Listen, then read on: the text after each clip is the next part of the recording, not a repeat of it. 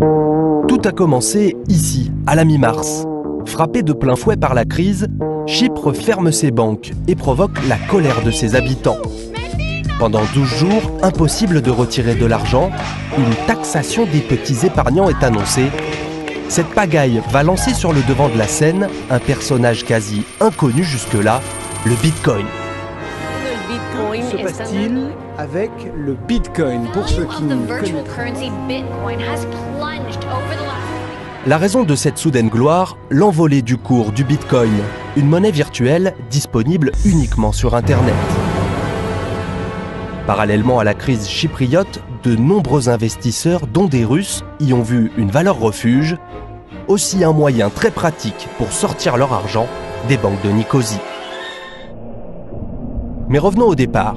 Le Bitcoin, c'est quoi? Comment fonctionne cette étrange monnaie, née il y a 4 ans des mains d'un Japonais dont on ne connaît que le pseudo et qui pourrait être tout aussi bien, selon certaines sources, un groupe d'étudiants irlandais? Disons-le tout de suite, l'animal est très complexe, mais on peut toutefois retenir quelques points. Bitcoin est un système monétaire fermé, il n'y aura à terme que 21 millions d'unités. Un Bitcoin est une suite unique de chiffres et de lettres, les internautes se les échangent comme on s'envoie un email. Le Bitcoin est une devise convertible.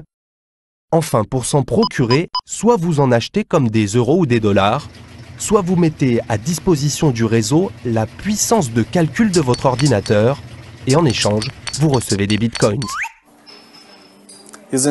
Voilà un jeton qui symbolise 25 bitcoins. Au taux de change actuel, ça fait environ 2500 francs. Et la semaine dernière? En tout cas, il y a 2 semaines, c'était à peu près 1000 francs. Qu'est-ce que ça sera la semaine prochaine? Personne ne le sait.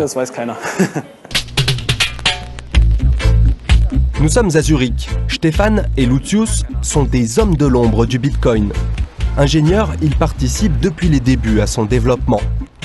Aujourd'hui, alors que l'équivalent de près d'1,5 milliard de francs suisses circule en Bitcoins, ces deux compères ont le sourire. Comme beaucoup de pionniers, ils ont gagné pas mal d'argent. Et avec la crise actuelle, le Bitcoin a, d'après eux, de beaux jours devant lui. Dans Bitcoin, on ne fait pas confiance à une personne en particulier ou au développeur. On fait confiance au code lui-même. Le code, on peut soi-même le consulter. Des centaines de développeurs l'ont déjà fait. Ils ont pu voir que ça fonctionnait. À mon avis, c'est une forme de confiance encore plus forte. On dit d'ailleurs, la confiance, c'est très bien, mais le contrôle, c'est mieux. Moi, l'idée qui me plaît, c'est que la circulation des paiements puisse être libre. C'est un peu comme la liberté d'expression. C'est quelque chose de fondamental. Que l'on puisse garder soi-même sa richesse, la transmettre librement et que l'on soit à l'abri des interventions des États. Signe du succès, on peut désormais acheter des centaines de milliers d'articles sur la toile avec des bitcoins. Des produits électroniques, de l'espace pour héberger un blog ou des données, mais aussi d'autres choses plus surprenantes, comme une voiture, de la bière belge, un voyage, ou encore cette maison vendue par un Canadien. Le potentiel de la monnaie virtuelle, ces gentlemen, venus spécialement de Malte, y croient aussi. Ils pilotent un fonds d'investissement totalement dédié au Bitcoin. Il pèse déjà 11 millions de francs. Nos clients nous posent toujours la même question. Comment préserver mon patrimoine? Où faut-il investir? Faut-il acheter de l'or, de l'argent ou autre chose? Bitcoin répond à toutes ces questions. C'est un moyen de paiement, vous pouvez le conserver, personne ne peut vous voler, et cela ne peut pas être détruit, car le système est très robuste.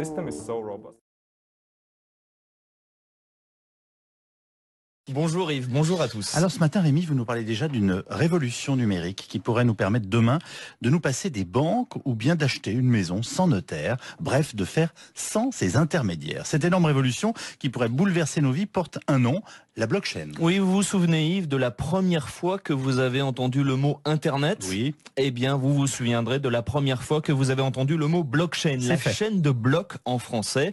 Je me méfie de ces révolutions technologiques qu'on nous annonce toutes les 5 minutes, mais là, tous les experts du numérique le disent, cette révolution de la blockchain est comparable à l'Internet amorcé il y a 26 ans, parce que ce n'est pas une innovation, c'est carrément une nouvelle façon d'échanger entre les hommes. Alors, si ça change nos vies à ce point-là, Rémi, il faut qu'on comprenne comment ça fonctionne.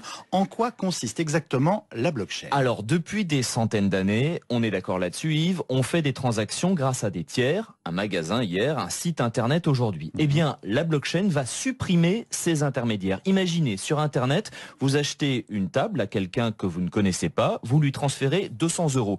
Vous ne passez pas par Amazon ou un autre site, mais votre transaction entre vous et lui va être archivée dans une sorte de gigantesque livre de compte public. Ce livre de compte virtuel n'est pas tenu par Amazon ou un autre acteur du net qui touche une commission, mais collectivement par des milliers de personnes de la chaîne, de la blockchain. Ces milliers d'acteurs valident la transaction et vous disent à vous et aux vendeurs, allez-y, vous êtes fiables tous les deux. Cette grande chaîne réussit un exploit inédit, créer de la confiance entre deux inconnus sans intermédiaire. Mais attendez, si ce registre est public, n'importe quel petit malin peut en modifier les données. Alors non, aucun acteur ne détient ou n'a accès à la totalité de ce livre de compte. En fait, cette blockchain, c'est comme un immense puzzle qui est découpé, disséminé sur des milliers de serveurs. La preuve que vous avez payé ces 200 € contre une table reste dans la blockchain.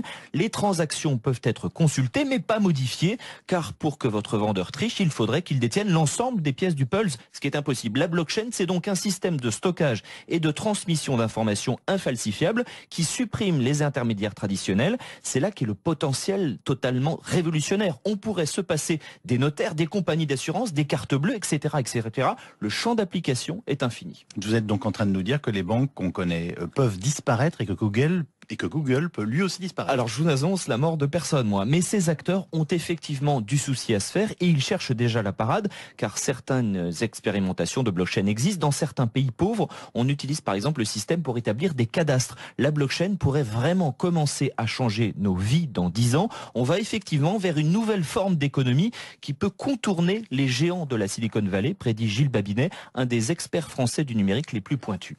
C'est la première fois où on a une technologie qui est, entre guillemets, anticapitaliste. C'est-à-dire, tout le monde est détenteur de la technologie et il n'y a plus d'hommes intermédiaires. C'est-à-dire que quand j'utilise Uber, j'enrichis Uber. J'enrichis pas uniquement le taxi qui me conduit. Et là, on peut faire un Uber sans Uber. C'est-à-dire que 100% de l'argent que je vais donner va aller au taxi. Et ça, c'est quelque chose qui est révolutionnaire. On pourrait donc voir une flotte de taxis, Yves, sans Uber et sans entreprise. C'est révolutionnaire au point que Gilles Babinet pense, avec bien d'autres, que l'inventeur anonyme de la blockchain devrait recevoir le prix Nobel. C'est cette technologie qui a permis la création notamment de la monnaie virtuelle Bitcoins. Certains économistes dans le Wall Street Journal ont écrit que depuis 5 siècles, depuis l'invention des banques, la blockchain constitue l'innovation économique la plus importante. Et vous savez, le Wall Street Journal débloque et se déchaîne assez rarement. En tout cas, on va suivre ça d'extrêmement près. Vous étiez le premier, une fois de plus, à nous en parler.